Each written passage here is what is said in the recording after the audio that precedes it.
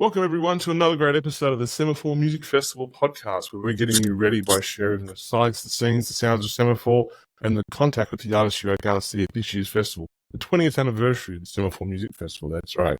So, today, we have one of the fantastic artists who's going to be appearing at the festival on the October long weekend, Kelly Menhennett. Kelly, good afternoon. Welcome to the podcast, and thanks so much for your time today. Thanks for having me. It's lovely to be here. We're getting so close to the 20th anniversary of the Semaphore Music Festival. Have you played the festival before? I have, yeah.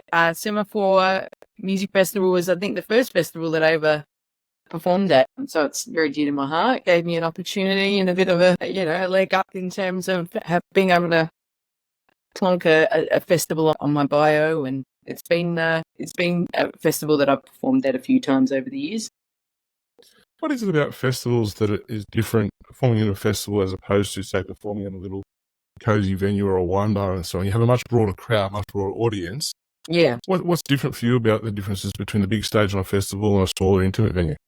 Well, Semaphore Music Festival has always been accessible to all people of the community, and that's something that I guess sometimes access to different people, different demographics that you wouldn't otherwise play to. Like you say, when you're on a bill with multiple other artists, there's that kind of cross-pollination of crowds who happen to, witness your music that might not have heard of you before. So there's that. But then, I feel like Semaphore Music Festival has always been a wonderful community festival that has been accessible to audiences that might not otherwise come out to a venue. A lot of the times that I've played at Semaphore, it's been during the day. I know a lot of people that don't like going out at night. And so it makes it a little bit easier maybe for that audience. But I think it's just that when you're on a bill with so many other artists and there's multiple artists, there's that chance to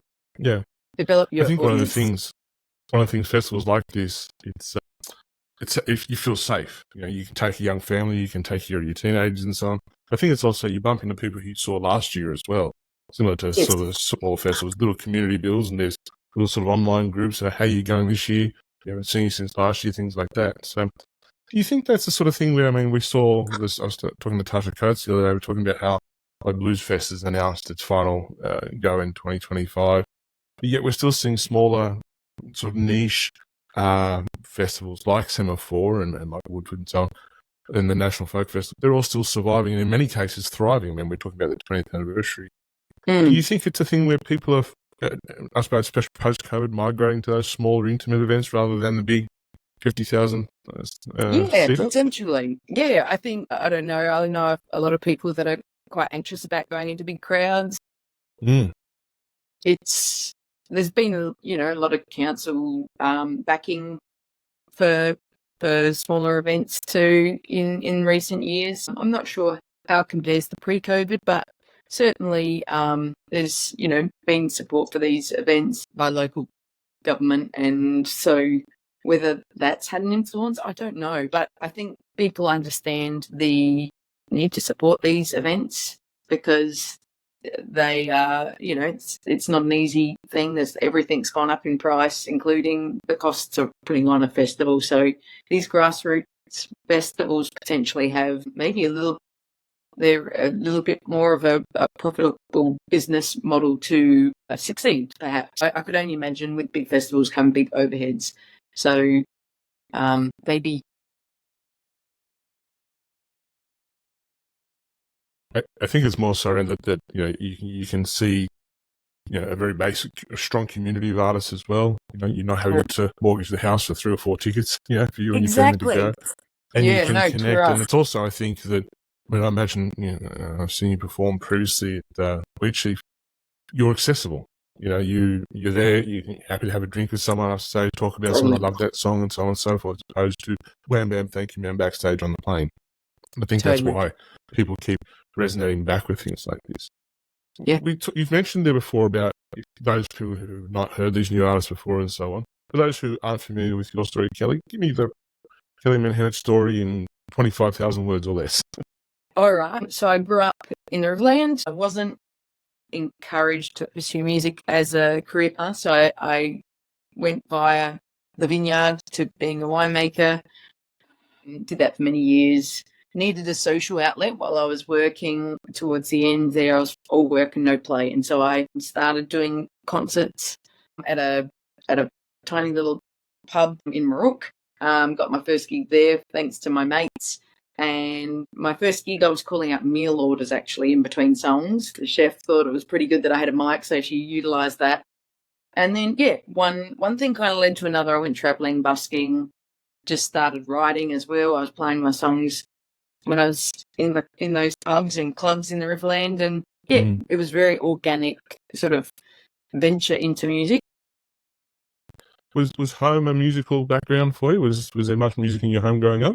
Yeah, there was. Yeah, Mum was a singer previously, and so she had instruments in the house, and there was always records on. So yeah, it was very rich in music at home with really varied styles of music too. Violin was my first instrument when I was 4, and playing classical stuff, and then lots of world music, lots of rock and roll, soul, blues, all sorts of different things like that. And yeah, as I developed, guitar was an instrument I picked up when I was 8 in the classroom, playing, all the standards. But then I had jazz guitar lessons as a teenager, and that really shaped my direction, I suppose. I think that shape you're talking about is the interesting thing, because from a genre point of view, you don't fit into one particular genre, do you? And I think because you've been raised around all those different genres and experienced them all through your own instrumentation as well. There's elements of folk, there's country, there's Americana or alt country, there's blues, there's jazz, there's that troubadour, that sort of Harry Chapin singer-songwriter-esque thing, so on. So totally. There's so many things around that, and I think it's an amazing fusion you're able to bring to your recording and to your performances, that you're not just going, I'm going to see this country artist and I'm going to get X, Y, Z. With you, I think you bring a whole bit of a melting pot, essentially, of different genres and different feels, and I think that's probably why people have resonated with your songs and your music very much. Is that something you sort of things just happen naturally, or you just let it flow? Yeah, no, absolutely. I think that's lots of lived experience built into what I write about, and it resonates, I think, with people. I used to write songs when I was a kid, but none of them have really seen the light of day, because they were pretty average probably. So as I've developed and grown as a human, my lived experience tends to resonate more with people. Yeah. What is your songwriting process, Kelly? Are you sit down and knock it out in a couple of weeks, or are you content and patient enough to maybe let a song grow and evolve over months, and or some cases years? Yeah, more the latter. I'm not great at finishing things. My brain gets easily distracted, and so I tend to drift off, and then I'll come back to things. And I think that little bit of time away sometimes is helpful from a songwriting perspective.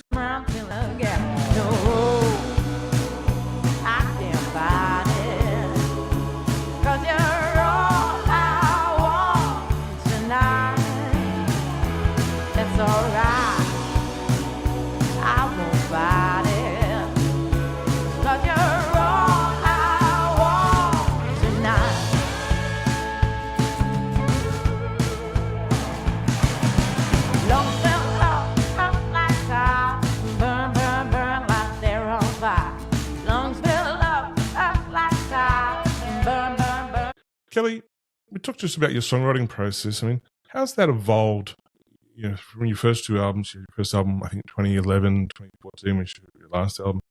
How's your songwriting process evolved as you've grown as a musician, but also that lived experience you talked about before? That's a really good question, because I feel like as I've grown as a songwriter, I've actually become a little bit more critical of my songwriting. I think I was a bit more carefree as a young songwriter. And now things, I don't know, I just put a bit more probably expectation on myself to write a good song. And so to answer your question, I guess things sometimes take me a little bit longer, but I tend to probably be more drawn to writing songs about, I guess, the human condition. And I've been doing it, which I'll elaborate on a little bit more later, but I've been doing a bit of work in aged care, and so love and loss and grief and all of those experiences that people that are elderly have experienced, and you know, the meaning of life and all those sorts of topics tend to be rolling around in my head a little bit more from you know, yeah, from that perspective. But yeah, I'm not any better, I don't think, at writing songs. I still strive to be a better songwriter, but I think sometimes I'm even more critical of my songwriting now, Right. which is something that I've got to kind of work through. I think, yeah, I used to just be a bit more of a songwriter of like a bit more carefree and Yeah. but yeah, as I've gotten on and written more, I feel greater weight of doing something that's better than the previous song, or you know, and so yeah, it's a funny psychological thing that I find myself in, and I don't know if any other songwriters ever feel that same thing, but it's certainly I something actually that find it fascinating to hear that you worked in the vineyard, you went down the wine path before, because I'm hearing that, I'm sensing there's a lot of correlations there. You've got to be patient with the soil, the wine, the grapes, the growing, and then the similar thing with the songwriting. You know, I think it's, yes, you know, Guy Clark used to, famous Guy Clark was a Lutheran as well. He used to make guitars, you know, and he said often he would go and, I met him once in Dallas, and he said often he would get stuck in the middle of a song and just put it on a shelf and go and make a guitar for a week, you know, and just yes, focus on that. And it was just the process, almost the gross motor skill. And because at the end of it, I could go back and do something else. But it was doing that thing where that was his trade, or that was something he taught himself. And I think there's a similar correlation where you've worked in the vineyard industry, and especially in South Australia, I'm assuming, which is a fantastic industry. And yeah, but I think the skills I always find that interesting how our prior life or our other life lends itself to the one on stage and the one we put pen to paper. And I think that's what I really sense that there. You learned that patience as a person in the winemaking industry, and then you've had to apply it also to your music. And I think it takes a lot of credit to do that. I think you should be commended for it, because a lot of young musicians I talk with, they're like, hey, I've got to write a song, 3 songs today. It's like, guys, it doesn't work like that. You know, if you put yeah. pressure on yourself like that, it's funny. So is that something which your debut album, World of Mine, back in 2011, and then Small Dreams, which is a fantastic album. Small Dreams could be released tomorrow, and it'd just be as relevant as it was back then. You recorded both in Nashville, or just Small Dreams? Just Small Dreams. Yeah, that was Right. that was an experience in itself. That was wonderful. Yeah, just Small Dreams. The first one Eye-opening or scary? eye-opening, scary, all of the things really. It was all new, Yeah. but I felt extremely comfortable with the wonderful crew that I was working with on that, and the producer Nielsen Hubbard. He was amazing, and it was an easy process, but it was all new, and yeah, I feel blessed that I got that experience. How does it feel looking up when you see Nielsen Hubbard there? I mean, you see Nielsen Hubbard at the production desk, and you know he's worked with Mary Gaucher and Kim Ritchie and Counting Crows. Plus, he's a performer and himself, has all these amazing bands, and then he's behind your producing desk for your album. Is that reassuring or daunting, or a bit of both? Both actually. Yeah, I mean, we had developed a great friendship from the year prior, meeting for a songwriting meeting. We attempted to write a song. We got some really good bones to a song that we wrote that day. That was back in the first trip to Nashville in 2012, I think it was. And so, yeah, we got together and had just a really lovely connection. I just felt very comfortable with him from the get-go.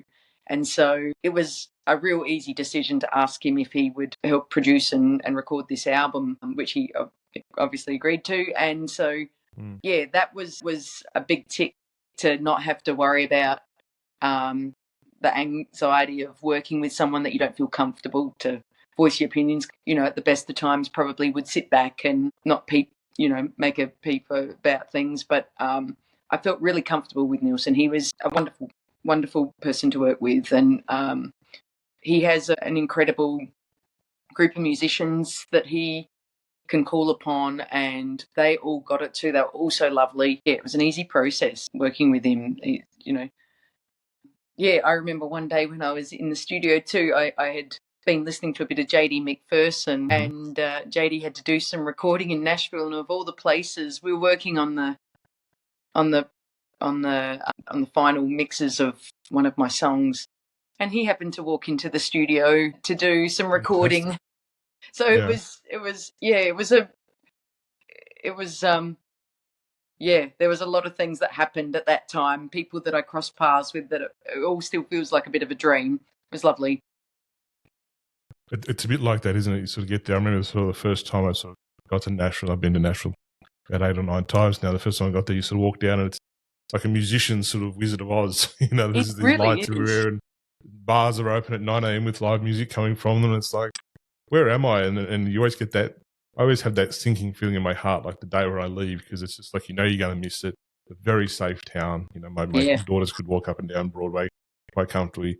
They manage the bars really well, and it's just people who love music, or if you're a musician or have any interest in music whatsoever, it's just a heaven on earth and so on. And it's the same sort of thing. Like, these magical experiences happen. I was walking into a bar, and I walked into the Rainbow Room one night, and I had Gillian Welch and Dave Rawlings sitting on my left-hand side, and I had Loretta Swit from MASH, Hot Lips Houlihan, sitting on the other side, and it's like, this couldn't happen anywhere else in the world. So it's crazy, isn't it? Those things and those memories, they're fantastic. Yeah. Looking back on that time, if you could go back in time, what would the 2024 Kelly Menhennett tell the 2014 Kelly? What would you do differently? Gosh.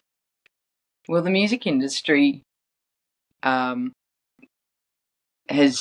I guess it's taught me the resilience of, when you're young, you're hoping that you're going to be able to make a living out of music, and you sort of think of it just from a public performance point of view. And my path has moved from, I'm still definitely very much a public performer, but I do a lot of music in aged care homes, and also with children, like really under 4-year-olds. I'm doing work in a theatre music group. So I think I spent a lot of time, because as you do when you're an independent musician, you're wearing all the hats of, you're the manager, you're the marketing, you're all of that. And I got myself quite burnt out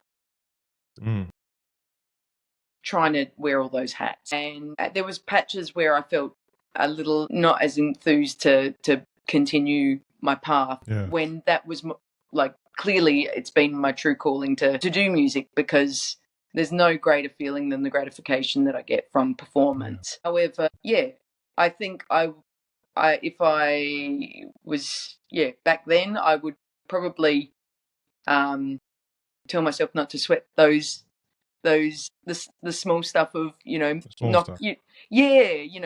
might apply for 100 festival applications and get one. And it's easy to get disheartened by all of those sort of knockbacks, I guess, as a musician, to further your career, to make it a viable career. Because ultimately that's, what many of us are trying to do, is just to make a living and pay the bills.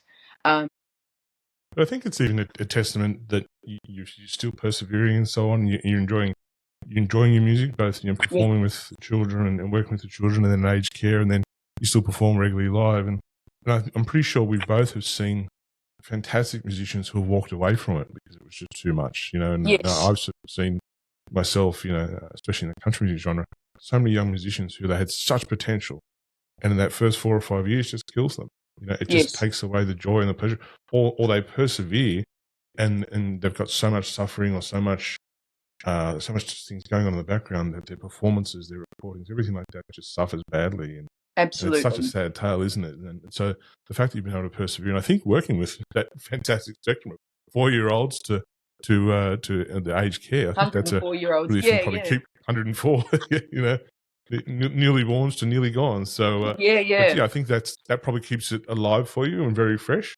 Absolutely. Yeah, absolutely. It really does. The audience, they're so different, but they're so appreciative, both those age groups, audiences, and it reminds me why I do what I do when I get to perform to those audiences on a regular basis. It fills my cup with joy. The problem is neither demographic buys merch. That's the only problem. That's right. Exactly. 4-year-olds are coming with their 20 cents. It's not really working. So talking about keeping things like interested and generated. Where are you recording anytime soon? Have you got plans to record something, or are you just focusing on your live performance and working in these special projects? Yeah, currently the latter, just doing the performances, hopefully generating ideas for new material. And I'd love to be able to release something in the near future, but I don't have anything locked in or any plans yet. But yeah, I'd love to do some recording, potentially some intergenerational work, or potentially recording works inspired by the work that I'm doing in aged care, particularly. But yeah, it may digress. I might be a children's performing artist before that. I don't know. I've certainly been inspired by the work that I've been doing, so could go in any direction next. So we get back to Semaphore. As we said, it's the 20th anniversary. You're appearing there. It's from October 4th to 7th. What can we expect from your performance at Semaphore? Well, it'll be with my band, my full band. Right. Which, we haven't done very many performances this year. We had a festival performance back at the beginning of the year in Borough, and then just a week ago we played Trinity Sessions, a fabulous venue here in Adelaide, for a fundraiser for Catherine House, which is a house for women of domestic abuse. It was wonderful to get the band back together for such a wonderful cause. So I haven't done a great deal. So it'll really be a bit of a reunion with the band, playing songs from both albums. Potentially might slip in something inspired by my work with aged care residents, or probably more the aged care residents might inspire. I've been exposed to many a song over the last 3 years that I've been working in aged care that I wouldn't have otherwise heard of or learnt, and very eclectic music styles. So I might slip in a cover of a song as well, perhaps. We'll see. Some of those songs, the songs in that era, and what that elderly community, that elderly generation had. I was just coming home last night from somewhere, and it's just like all of a sudden I forget the name of the artist, like On the Street Where You Live, And I remember we had my dad for some reason collected old 78s, like that old Bakelite stuff. And we had that on 78, and we had the wine. I'm not that old, but Dad used to collect antiques, and I remember and it's still such a poignant song. It's such a beautiful song. The musicianship, how it's written, and how the inflection in his voice and the emotion that he's able to invoke by it. The original can never be done. And even things like, you go back to, like, I suppose the original version of the Wimaway song, The Lion Sleeps Tonight, when that was recorded. Things to yourself, God, we have all this, we're all threatened by AI now, aren't we? You're making music, but they're never going to replicate this and what generations got to share and got to listen to. And I think that word sharing, they're sharing it with you, and you're going to share it with us. And hopefully we're going to get a sneak peek of some of that at Semaphore with your band. Last question. What's it like when you walk on stage? What's it like to be Kelly Menhennett on stage?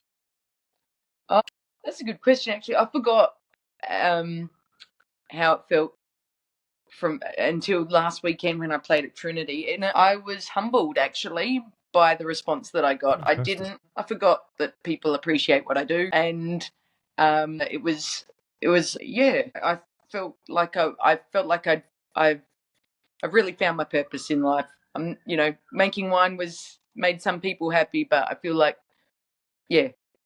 the music making for me and performing is, it fills my heart with joy to know that I'm bringing some happiness to other people. So, yeah.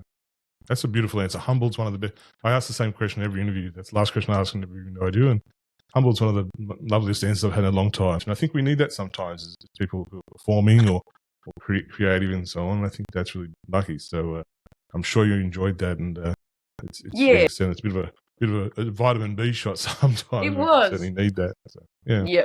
Okay, fantastic. Where can we keep up with you on socials?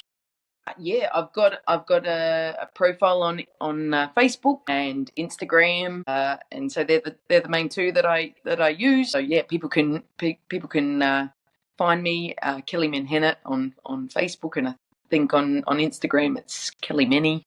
So fantastic. We're going to put them on we'll put them on the show notes for the day so everyone can see them. Kelly Menhennett, thank you so much for your time today. We can't wait to catch up with you at the Semaphore Music Festival, as we said. Right behind me here, October 4th to 7th. It's the 20th anniversary. Kelly's coming back to the festival with her full band. Going to give us a great show and be part of a great community, great festival. Kelly, thanks so much for your time. We'll see you in a few weeks. Pleasure. Thanks, Adam. Take care. We'll talk to you soon. Cheers.